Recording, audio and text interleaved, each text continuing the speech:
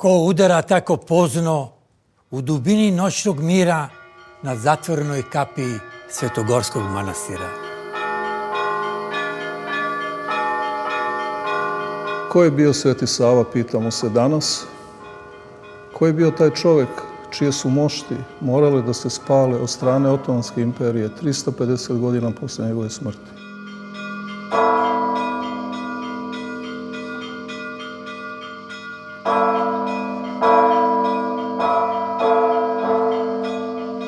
U njegovom žitiju je opisan razgovor sa jednim monahom koji je došao sa Svete Gore i posle razgovora sa njim, kada mu je ovaj monah opisao život monaha, poredak svetogorskih manastira, po Božijem promislu se to desilo da ne uspe ova zamisao Nemanjina i Sveti Sava je postao monah najpre u Ruskom manastiru.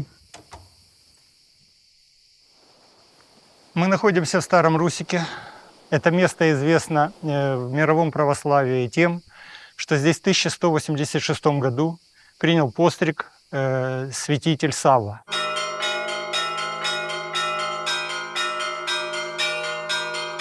Kasnije je prešao u manastir Vatoped i tu mu se pridružio njegov otac Nemanja, ali sada ne više kao Nemanja, već kao novopostriženi monah Simeon.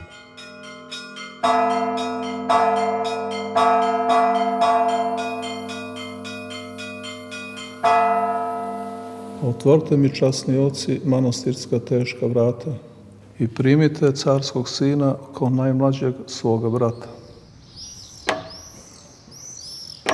Gospod ga je kasnije prizvao na služenje u arhijerejskom činu i on je postao i osnovatelj i prvi arhijepiskop Srpske crkve.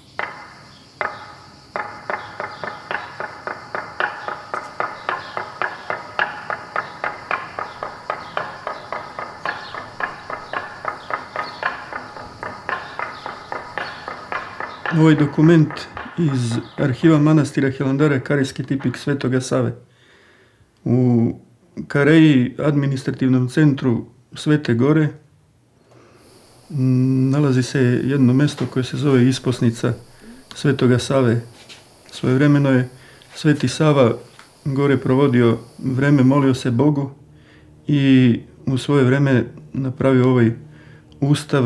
Znači ovaj dokument je originalno iz 1199. godine, to je taj tipični pečat Svetoga Save. Svetlosti mi duša hoće, a od mora slabe noge. Klonulo je moje telo, umorne su moje noge. Kada neko krene put manastira i putem ka Bogu, on u stvari kreće putem ljubavi i kreće iz ljubavi i za ljubav. Jer kako se kaže u Svetom pismu, Bog je ljubav. Al je krepka volja moja, što me noćas vama vodi, da posvetim život rodu, otadžbini i slobodi. Prezreo sam carske dvore, carsku krunu i porfiru. I sad evo svetlost tražim u skromnome manastiru. Hilandar je osnovan u onim vremenima kada su osnivani Oxford i Cambridge, Sorbona, koji su takođe bili monaški centri i zbog toga se sa pravom može reći da je i Hilandar bio prvi srpski univerzitet.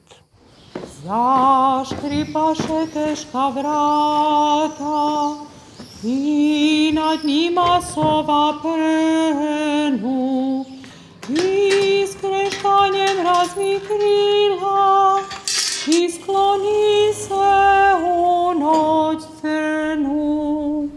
Došao sam ovde iz Milwaukee, Wisconsina u Americi. Duh Svetoga Save nije ograničen samo ovde u Hilandaru.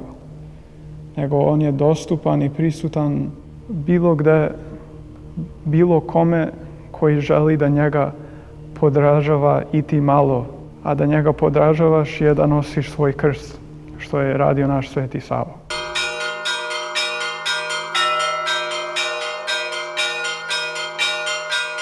Nemoguće je sagledati jednu takvu duhovnu ličnost kao Sveti Sava ako se ne otkrije koje su to duhovne sile koje su njega učinile tako velikim. A ta duhovna sila u stvari jeste blagodat Božija koju je Sveti Sava i zadobio služeći Bogu od svoje najranije mladosti.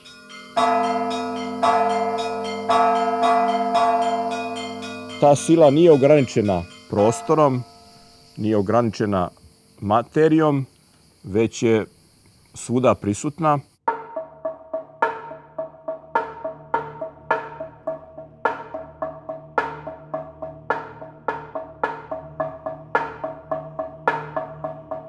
On nije samo bio duhovni otac srpskog naroda, on je bio ujedinitelj srpskog naroda. Gde god srpski narod je u svetu, Sveti Sava putuje sa nama. On je putovao kroz svetu zemlju, on je putovao kroz sve srpske krajeve, on putuje i danas sa nama. Ali to dete još te živi, jer njegova živi slava. Jer to dete beše rastko